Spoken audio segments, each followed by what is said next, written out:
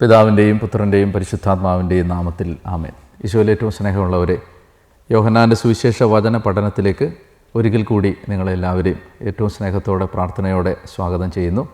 വചനം പഠിക്കാൻ ദൈവം നമുക്ക് തരുന്ന അനുഗ്രഹമാണ് ഈ ശുശ്രൂഷ.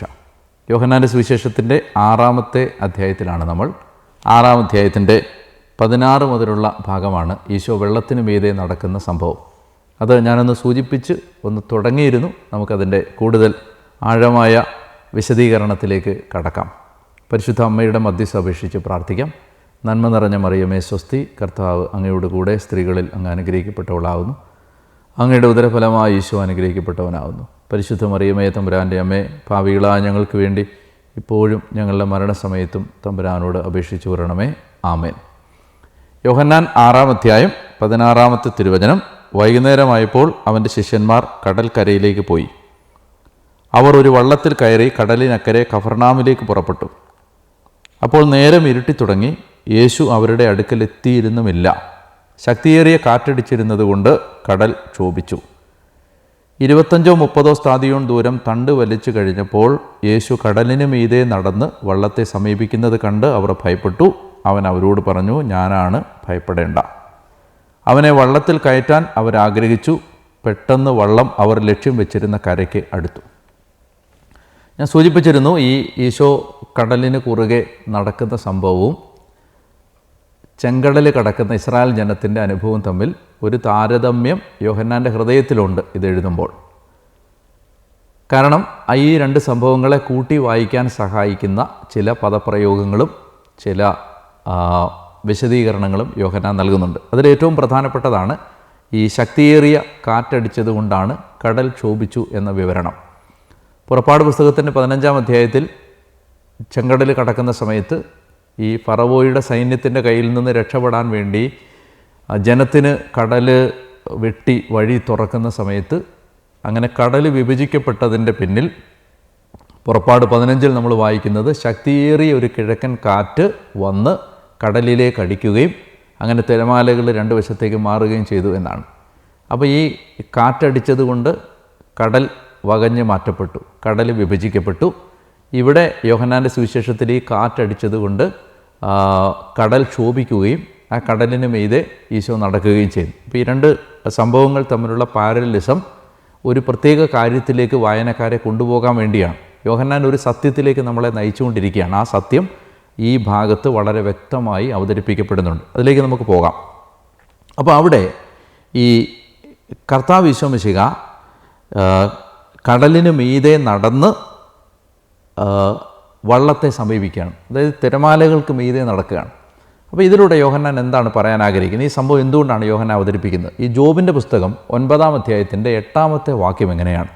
അവിടുന്ന് മാത്രമാണ് ആകാശത്തെ വിരിച്ചത്, അവിടുന്ന് സമുദ്രത്തിലെ തിരമാലകളെ ചവിട്ടിമെതിക്കുന്നു.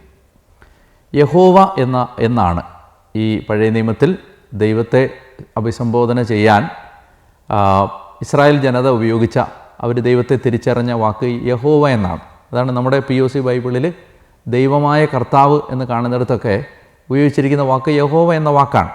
ദൈവമായ കർത്താവ്, ദ ലോർഡ് ഗോഡ്, അത് യാവേ, ദൈവം. അപ്പോൾ ദൈവത്തിൻ്റെ പേര് അവരെ സംബന്ധിച്ച് യഹോവ എന്നാണ്. ആ പേര് അവർ പറയുമായിരുന്നില്ല എങ്കിൽ കൂടി പേര് യഹോവ എന്നാണ്. ലോർഡ് ഗോഡ്, ദൈവമായ കർത്താവ്. അപ്പോൾ ഈ ജോബിൻ്റെ പുസ്തകം 9-ാം അധ്യായത്തിൽ ആ യഹോവയെക്കുറിച്ച് പറയുകയാണ്, ദൈവത്തെക്കുറിച്ച് പറയുകയാണ്. യഹോവയെക്കുറിച്ച് പറയുകയാണ്, അവിടുന്നാണ് സമുദ്രത്തിലെ തിരമാലകളെ ചവിട്ടിമെതിക്കുന്നത്. സമുദ്രത്തിന് മീതെ നടക്കുന്നത് അവിടുന്നാണ്. അപ്പോൾ ഈ പഴയ നിയമത്തിലെ ഇതുപോലെയുള്ള വചനഭാഗങ്ങൾ പരിചയമുള്ള ഒരു ജനതയ്ക്ക് സമുദ്രത്തിന് മീതെ നടക്കുക, തിരമാലകളെ ചവിട്ടിമെതിക്കുക എന്നൊക്കെ പറഞ്ഞാൽ യഥാർത്ഥത്തിൽ അത് ദൈവത്വം വെളിപ്പെടുത്തുന്ന ഒരു പദപ്രയോഗമാണ്. അപ്പോൾ അത് വായിക്കുമ്പോൾ വായനക്കാരൻ്റെ മനസ്സിൽ എന്താ തോന്നുന്നത്? തിരമാലകളെ ചവിട്ടിമെതിച്ച യഹോവ ഒരു വശത്ത് പഴയ നിയമത്തിൽ, ഇതാ തിരമാലകൾക്ക് മീതെ പരിക്കേൽക്കാതെ വെള്ളത്തിൽ തണുപോകാതെ നടന്നു പോകുന്ന യേശു. അപ്പോൾ എന്താണ് ഈ ഭാഗം യോഹന്നാൻ പറയാൻ ആഗ്രഹിക്കുന്നതെന്ന് ചോദിച്ചാൽ അതിൻ്റെ ആദ്യത്തെ ഉത്തരം ഇതാണ്: യേശുവിൻ്റെ ദൈവത്വം, ജീസസ് ഡിവിനിറ്റി, അതാണ് ഇവിടെ തെളിയിക്കാൻ പോകുന്നത്. യേശു ദൈവമാണ് എന്ന സത്യം യോഹന്നാൻ പറയുകയാണ്. അതാണ് ഈ ഭാഗം ഈ മന്നായെക്കുറിച്ചുള്ള പ്രബോധനത്തിന് മുമ്പ് ഈ ഭാഗം കൊടുത്തിരിക്കുന്നത്. അപ്പോൾ ഇവിടെ നമ്മൾ കാണുന്നത്. ഈ ഈശോ ഇങ്ങനെ നടന്നു വരുന്നത് കാണുമ്പോൾ ശിഷ്യന്മാരെല്ലാം ഭയപ്പെട്ടു. അവർ ഭയപ്പെട്ട സമയത്ത് യേശുവിൻ്റെ മറുപടി അവൻ അവരോട് പറഞ്ഞു, വാക്യം 20, അവൻ അവരോട് പറഞ്ഞു, ഞാനാണ്, ഭയപ്പെടേണ്ട. ഇറ്റ്സ് ഐ ജീസസ് എന്നല്ല ഈശോ പറഞ്ഞേ. ഇപ്പോൾ പേടിക്കണ്ട, ഞാൻ യേശുവാണ് എന്നല്ല പറഞ്ഞേ. ഭയപ്പെടേണ്ട, ഇറ്റ്സ് ഐ. ഇത് പുറപ്പാട് 3-ാം അധ്യായത്തിൽ ജനത്തിൻ്റെ അടുത്തേക്ക് മോശയെ അയക്കുമ്പോൾ മോശ ചോദിക്കും, ദൈവമേ, ആരാണ് നിന്നെ അയച്ചതെന്ന് ഈ ജനം ചോദിച്ചാൽ ഞാൻ അവരോട് എന്ത് മറുപടി പറയും? നീ ആരാണ്? നിൻ്റെ പേരെന്താണ്? അപ്പോൾ അവിടെ പുറപ്പാട് 3-ാം അധ്യായത്തിൽ ദൈവം വെളിപ്പെടുത്തുന്ന പേരാണ് ഞാൻ ആകുന്നവൻ ആകുന്നു. I am who am. It's I. അവിടെ ഉപയോഗിച്ചിരിക്കുന്ന വാക്ക് ഏഗോ എയ്മി, ആകുന്നവനാകുന്നു. I am who am. ഇതേ വാചകമാണ് ഇപ്പോൾ ഈശോ പറയുന്നത്. ഏഗോ എയ്മി, ഞാനാണ്, ഞാൻ ആകുന്നവനാകുന്നു. It's I am who am. Same. അപ്പോൾ യഥാർത്ഥത്തിൽ ഈശോ എന്താ പറയുന്നത്? ഈ തിരമാലകൾക്ക് മീതെ നടക്കുന്ന ഞാൻ ദൈവമാണ്. കൃത്യമായ യേശുവിൻ്റെ അസന്ദിഗ്ധമായ സംശയലേശമില്ലാത്ത യാതൊരു സന്ദേഹങ്ങൾക്കും ഇടയില്ലാത്ത വിധത്തിലുള്ള യേശുവിൻ്റെ പ്രഖ്യാപനമാണ്. യേശുവിൻ്റെ ദൈവത്വത്തെ പ്രഖ്യാപിക്കുന്ന മനോഹരമായ ഒരു സ്പാർക്കാണ് ഈ ഭാഗത്ത് നിന്ന് കിട്ടുന്നത്. നമ്മൾ ഈ യോഹന്നാൻ്റെ സുവിശേഷത്തിൻ്റെ ഒരു പ്രധാന ഭാഗത്തേക്ക് കടക്കുകയാണ്. ഇങ്ങനെ നമ്മൾ മുന്നോട്ട് പോകുമ്പോൾ നമ്മൾ യേശുവിൻ്റെ ദൈവത്വമാണ് ഇനി നമ്മൾ കാണും. ഇത് കഴിയുമ്പോൾ, ഇങ്ങനെയുള്ള യേശുവിൻ്റെ സംഭാഷണങ്ങൾ കഴിയുമ്പോൾ ഏതാണ്ട് 10 തവണ യേശുവിനെ യഹൂദന്മാർ കൊല്ലാൻ ആലോചിക്കുന്നുണ്ട്. 10 തവണ. നമ്മൾ യഥാർത്ഥത്തിൽ വിചാരിച്ചിരിക്കുന്നത് യേശുവിനെ കുരിശിൽ തറയ്ക്കുന്ന സമയത്ത് മാത്രമാണ് യേശുവിനെ അവർ പിടിക്കാൻ ആഗ്രഹിച്ചത്, അല്ലെ കൊല്ലാൻ തുടങ്ങിയെന്നാണ്. ബൈബിളിൽ മൊത്തം നമ്മൾ പരിശോധിച്ചാൽ പുതിയ നിയമത്തിൽ ഏതാണ്ട് 10 സന്ദർഭങ്ങളിൽ യേശുവിനെ കൊല്ലാൻ അവർ പരിശ്രമിക്കുന്നുണ്ട്. അതിലെ മിക്കവാറും സംഭവങ്ങളെല്ലാം തന്നെ യേശു ദൈവമാണ് എന്ന് തന്നെ വെളിപ്പെടുത്തുന്ന സന്ദർഭങ്ങളിലാണ്. അപ്പോൾ അതുകൊണ്ട് തന്നെ ഈ വായനക്കാരൻ്റെ ഈ വായനാനുഭവം മുന്നോട്ട് പോകുമ്പോൾ നമ്മുടെ മനസ്സ് വളരെ സംഘർഷഭരിതമാകുന്ന എപ്പിസോഡുകളിലേക്ക് കടക്കുകയാണ്. അതെല്ലാം തുടങ്ങുന്നത് താൻ ദൈവമാണ് എന്ന പ്രഖ്യാപനത്തോടു കൂടിയാണ്. ഓക്കെ, അപ്പോൾ പറയുകയാണ് യേശു ദൈവമാണ്, യേശു യഹോവയാണ് എന്ന് തന്നെയാണ് ഈ പറയുന്നത്. അപ്പോൾ അങ്ങനെ വരുമ്പോൾ ഈ ഭാഗത്ത് നമുക്ക് ഈ തൃത്വത്തിൻ്റെ ഒരു നിഴലാട്ടം കാണാൻ പറ്റും. അതിൻ്റെ ഒരു ഷാഡോ, ട്രിനിറ്റിയുടെ ഒരു ഷാഡോ കാണാൻ പറ്റും. അതെങ്ങനെയാണ്? കാറ്റെപ്പോഴും ബൈബിളിൽ പരിശുദ്ധാത്മാവിൻ്റെ പ്രതീകമാണ്. അപ്പോൾ ഈ കാറ്റടിച്ച് കടൽ ക്ഷോഭിച്ചു. ആ കടൽ ക്ഷോഭത്തിൻ്റെ കാരണം കാറ്റാണ്. അപ്പോൾ ഇവിടെ ആ വിൻഡ് റൂഹായാണ്. അതുപോലെ തന്നെ നമ്മൾ പഴയ നിയമത്തിൽ ചെങ്കടൽ വിഭജിക്കാൻ അടിച്ച കാറ്റും റൂഹായാണ്. അത് പരിശുദ്ധാത്മാവാണ്. അപ്പോൾ പരിശുദ്ധാത്മാവുണ്ട്, ഈശോയുണ്ട്, ഈശോയാണ് നടന്നു വരുന്നത്, പുത്രനുണ്ട്. ഇനിയും ഇറ്റ്സ് ഐ, ഏഗോ എയ്മി, അത് യഹോവയുടെ വാക്കുകളാണ്, പിതാവുമുണ്ട്. ഇങ്ങനെ ഒരു ട്രിനിറ്റേറിയൻ സ്പാർക്ക് കാണാൻ പറ്റുന്ന എപ്പിസോഡുകളിൽ ഒന്നാണ് ഈ കടലിന് മീതെ നടക്കുന്ന സംഭവം. ഇനി സഭാപിതാക്കന്മാർ ഈ ഭാഗത്തെ വ്യാഖ്യാനിക്കുന്ന സമയത്ത് അവരെപ്പോഴും ഈ ശിഷ്യന്മാർ കയറിയ വഞ്ചിയെ സഭയുമായിട്ട് തുലനം ചെയ്ത് വായിച്ചെടുത്തിട്ടുണ്ട്. അതായത് ഈ ബോട്ട് സഭയാണ്. അപ്പോൾ ഈ ശിഷ്യന്മാർ കയറിയ വഞ്ചി സഭയാണ് എന്ന് പറയുകയാണ് ആ വഞ്ചി ചിലപ്പോൾ ആ വഞ്ചി ഉലയും, ചിലപ്പോൾ ആ വഞ്ചിക്ക് ആടി ഉലയുന്ന അനുഭവങ്ങളുണ്ടാവും, ആ വഞ്ചിയിൽ വെള്ളം കയറുന്ന അനുഭവം ഉണ്ടാവും. ആ സഭയാകുന്ന ഈ സഭാ നൗക ആടി ഉലയുന്ന ചരിത്ര സംഭവഗതികൾ സഭയുടെ മുന്നോട്ടുള്ള യാത്രകളിൽ ഉണ്ടാകാനിടയുണ്ട്, അല്ലെ ഉണ്ടായിട്ടുണ്ട്. അവിടെ സഭ സമ്പൂർണ്ണമായിട്ട് നശിക്കുകയോ ഇല്ലാതാവുകയോ ചെയ്യുന്നില്ല. അത് തീരത്ത് ഏത് ഡെസ്റ്റിനേഷനിലേക്കാണോ അത് പോകാൻ ആഗ്രഹിച്ചത് ആ ലക്ഷ്യസ്ഥാനത്ത് ഈ സഭ എത്തും എന്ന് സഭാപിതാക്കന്മാർ ഈ ഭാഗം വായിച്ചിട്ട് വ്യാഖ്യാനിച്ച വായനകൾ ഞാൻ കണ്ടിട്ടുണ്ട്. അപ്പോൾ ഈ the boat is often compared to the church and this boat will reach the shore where it is destined to, where it is heading to, അതവിടെ തന്നെ എത്തും. സഭയാകുന്ന ഈ നൗക പാതി വഴിയിൽ നശിച്ചു പോവില്ല. അപ്പോൾ അതാണ് ഇവിടെ നമുക്ക് ഈ വള്ളത്തിൻ്റെ ആ സംഭവവുമായിട്ട് ബന്ധപ്പെട്ട് രണ്ട് എപ്പിസോഡുകളുണ്ടല്ലോ. ഒന്ന് ഈ ഈശോ ഈ വഞ്ചിയുടെ അമരത്ത് തലവെച്ച് ഉറങ്ങുന്ന സംഭവം നമ്മൾ മർക്കോസിൻ്റെ സുവിശേഷത്തിൽ വായിക്കുന്നുണ്ടല്ലോ. പിശാച് ബാധിതനെ സുഖപ്പെടുത്തുന്ന സംഭവത്തിന് തൊട്ട് മുമ്പായിട്ട് നമ്മൾ കാണുന്ന ഒരു സംഭവമാണ് യേശു കാറ്റിനെ ശാസിക്കുന്ന സംഭവം. അപ്പോൾ അവിടെയും അപ്പസ്തോലന്മാർ പേടിച്ച് വിഷമിച്ച് നിലവിളിക്കുന്ന സമയത്ത് കർത്താവ് പറയുകയാണ്, ഭയപ്പെടേണ്ട, എന്തിനാണ് അല്പവിശ്വാസികളെ നിങ്ങൾ ഭയപ്പെട്ടത് എന്ന് ചോദിക്കുന്നുണ്ട്. അത് ഒരു എപ്പിസോഡ്. വള്ളത്തിൽ യേശു അത്ഭുതം പറഞ്ഞു. ഈ സഭയാകുന്ന ആ വള്ളത്തിനകത്ത് യാത്ര ചെയ്യുന്ന അപ്പസ്തോലന്മാരെ ഈ സഭയ്ക്കകത്ത് തന്നെ ചിലപ്പോൾ പ്രകടമായിട്ട് യേശു ഉണ്ടെന്ന് തോന്നാത്ത അനുഭവത്തിലൂടെയാണ് പോകുന്നത്. ചിലപ്പോൾ ഈശോ ഉറങ്ങുകയാണ്, മയങ്ങുകയാണ്, ചിലപ്പോൾ ഈശോ ഇല്ലെന്ന് നമുക്ക് തോന്നും. അല്ലെങ്കിൽ ഈശോ ഇതിനെ നയിക്കുന്നുണ്ടോ, ഇനി കർത്താവ് തന്നെയാണോ ഇതിനെ നിയന്ത്രിക്കുന്നത്, ഇതൊക്കെ എല്ലാം മനുഷ്യൻ്റെ കയ്യിൽപ്പെട്ട് പാഴായിപ്പോയോ, സഭ നശിച്ചു പോയോ എന്നൊക്കെയുള്ള ചിന്ത വരാനിടയുണ്ട്. അപ്പോൾ ആ സമയത്താണ് ഈ സംഭവം ഓർമ്മിക്കുക. കർത്താവ് മയങ്ങുകയാണ്, കർത്താവ് ഉണർന്ന് കാറ്റിനെ ശാസിക്കും. അതായത് സഭയാകുന്ന ഈ വഞ്ചിക്കകത്ത് കർത്താവുണ്ട്. അവൻ ഏത് കാറ്റിനെയും ഏത് കോളിനെയും ഏത് അസ്വസ്ഥതകളെയും ശാസിക്കാൻ കഴിവുള്ളവനാണ്. അവൻ സഭയെ നയിക്കും എന്ന അർത്ഥത്തിൽ പിതാക്കന്മാർ ഇതിനെ കാണാറുണ്ട്. ഇനി രണ്ടാമത്തെ സംഭവം നമ്മളിപ്പോൾ വായിച്ചതാണ്. ശിഷ്യന്മാർ ഒറ്റയ്ക്കാണ്, ഈശോ അപ്പോൾ അവരുടെ കൂടെ ഇല്ല. അവൻ മലമുകളിലാണ്, അവൻ പ്രാർത്ഥിച്ചുകൊണ്ടിരിക്കുകയാണ്. അപ്പോൾ പക്ഷേ ശിഷ്യന്മാർക്കൊരു സഭയാകുന്ന ഈ വഞ്ചിക്ക് ഒരു ആപത്ത് വരുമ്പോൾ യേശു അതിനടുത്തേക്ക് നടന്നു വരികയാണ്. അപ്പോൾ സഭയ്ക്കുള്ള വലിയൊരു ഉറപ്പാണിത്. കർത്താവ് തൻ്റെ മണവാട്ടിയായ താൻ രക്തം കൊടുത്ത് വീണ്ടെടുത്ത സഭയെന്ന് പറഞ്ഞാൽ നമ്മളെ കർത്താവ് ഏത് ആപത്തിലും സഹായിക്കും. കർത്താവ് നമ്മുടെ കൂടെ ഉണ്ടാവും. അവൻ മയങ്ങുകയാണെന്ന് തോന്നിയാലും അവൻ എഴുന്നേറ്റ് കാറ്റിനെ ശാസിക്കും. അവൻ അകന്ന് മലമുകളിലാണ് എങ്കിലും അവൻ ആപത്തിൽ നമ്മുടെ അടുത്തേക്ക് നടന്നു വരികയും ചെയ്യും. ഇത് നമുക്കുള്ള വലിയ ഒരു പ്രത്യാശയാണ്. നമ്മുടെ കൂടെ കർത്താവ് എപ്പോഴും ഉണ്ട് എന്നുള്ള ഒരു ബോധ്യം. ആ സിറോ മലബാർ കുർബാനയിലെ ആ മനോഹരമായ പാട്ടില്ലേ, നമ്മുടെ കൂടെ ബലവാനാം കർത്താവ് എന്നേക്കും, രാജാവാം ദൈവം നമ്മോടൊത്തെന്നും, യാക്കോബിൻ ദൈവം നമ്മുടെ തുണയെന്നും. എന്ത് മനോഹരം അത്! അതായത് കൂടുണ്ട്, എപ്പോഴും കൂടുണ്ട്. Whether we experience it or not, whether I actually know it or not, recognise it or not, he is with us. എല്ലാ സന്ദർഭങ്ങളിലും കർത്താവ് ഈ തകർച്ചകളിലും പ്രയാസങ്ങളിലും നമ്മുടെ കൂടെ ഉണ്ടെന്നുള്ള ഒരു ഓർമ്മപ്പെടുത്തൽ ഈ സഭയ്ക്കും നമുക്ക് ഓരോരുത്തർക്കും ഉണ്ടാവണം. സഭയെന്ന് പറഞ്ഞാൽ നമ്മളാണ്. നമുക്ക് ഓരോരുത്തർക്കും ഈ ഈ റിമൈൻഡർ എപ്പോഴും ഉണ്ടാവണം. യേശു എൻ്റെ കൂടെ എപ്പോഴും ഉണ്ട്.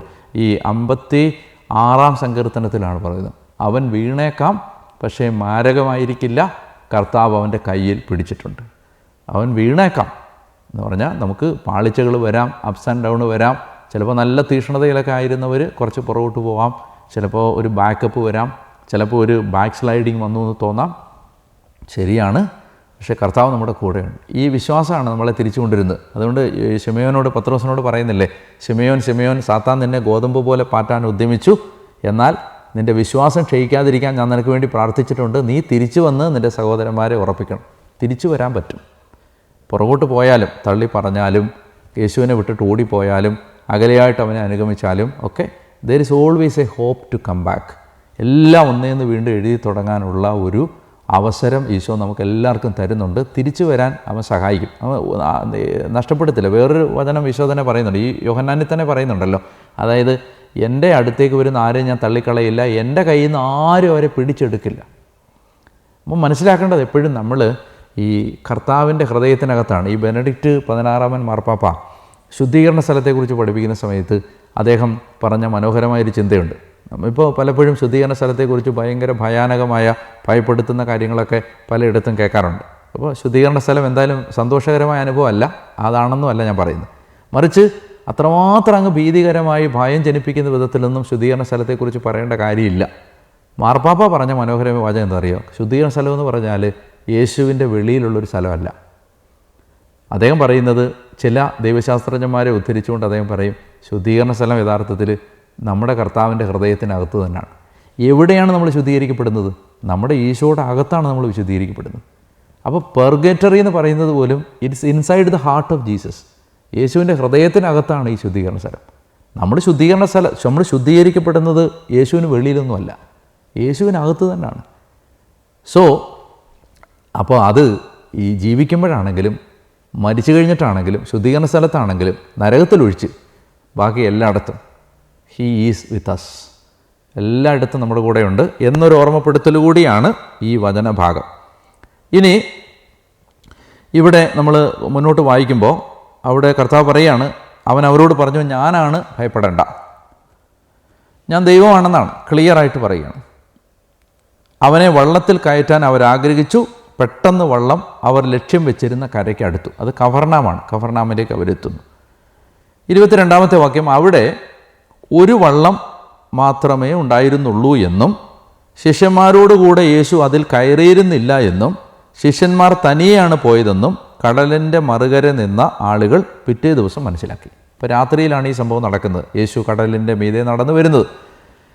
അപ്പോൾ രാവിലെ ആയപ്പോഴേക്കും ഈ ജനക്കൂട്ടം വീണ്ടും യേശുവിനെ അന്വേഷിച്ച് തീരത്തേക്ക് വന്നപ്പോൾ അവർക്കൊരു കാര്യം മനസ്സിലായി. ഇന്നലെ വൈകുന്നേരം ഇവിടെ വന്നപ്പോൾ ശിഷ്യന്മാരും യേശുവും കൂടെ വന്ന ഒരു വള്ളം മാത്രമേ ഉണ്ടായിരുന്നുള്ളൂ. അപ്പോൾ അത് പോയി. ശിഷ്യന്മാരുടെ കൂടെ യേശു പോയിട്ടുമില്ല.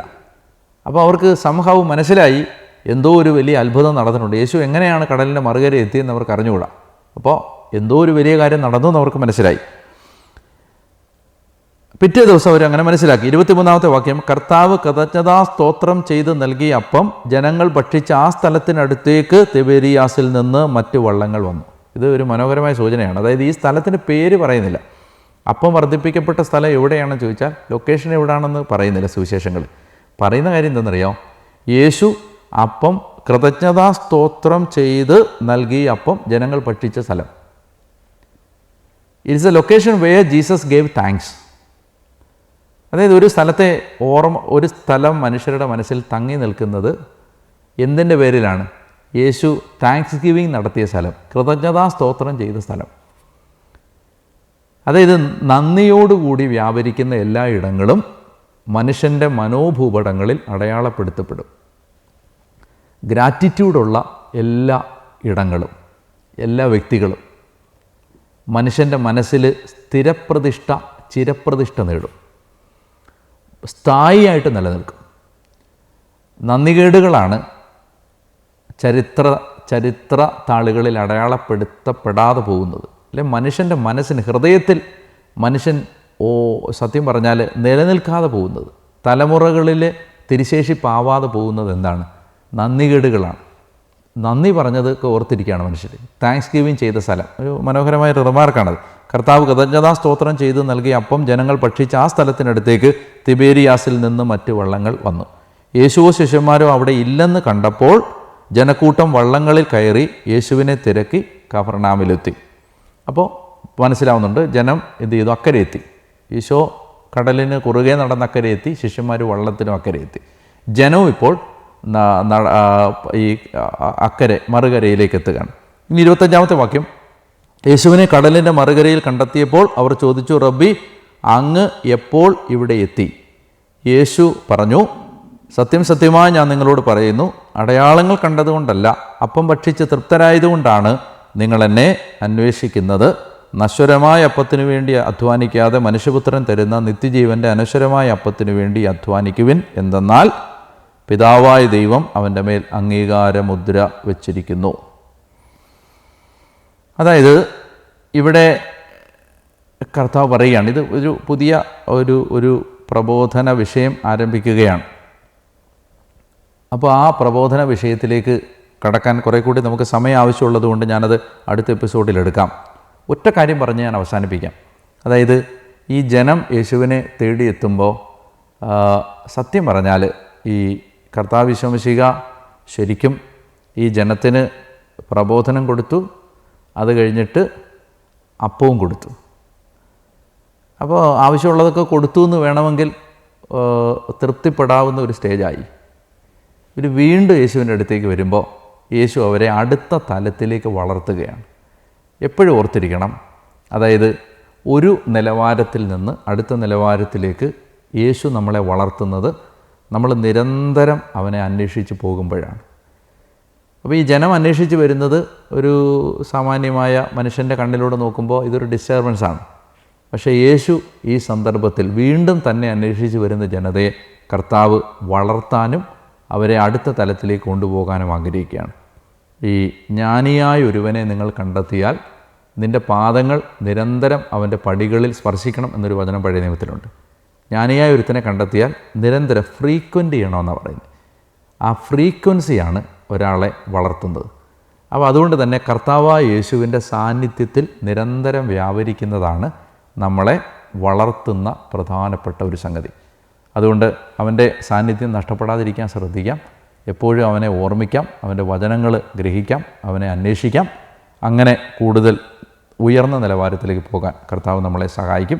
വചനം പഠിക്കാൻ നിങ്ങൾ താല്പര്യം കാണിക്കുന്നതിന് ഞാൻ നന്ദി പറയുന്നു. ദൈവം നിങ്ങളുടെ ഈ ദിവസത്തെ അനുഗ്രഹിക്കട്ടെ. ഇനി നമ്മൾ അടുത്ത എപ്പിസോഡിൽ കാണുന്നത് വരെയും ആരോഗ്യത്തിലും കൃപയിലും ദൈവികമായൊരു ആനന്ദത്തിലും ദൈവം നിങ്ങളെ കാത്തു സൂക്ഷിക്കട്ടെ എന്ന് ഞാൻ പ്രാർത്ഥിക്കുന്നു. നമുക്ക് പരസ്പരം പ്രാർത്ഥിക്കുകയും ശക്തിപ്പെടുത്തുകയും ചെയ്യാം. പിതാവിൻ്റെയും പുത്രൻ്റെയും പരിശുദ്ധാത്മാവിൻ്റെയും നാമത്തിൽ ആമേൻ.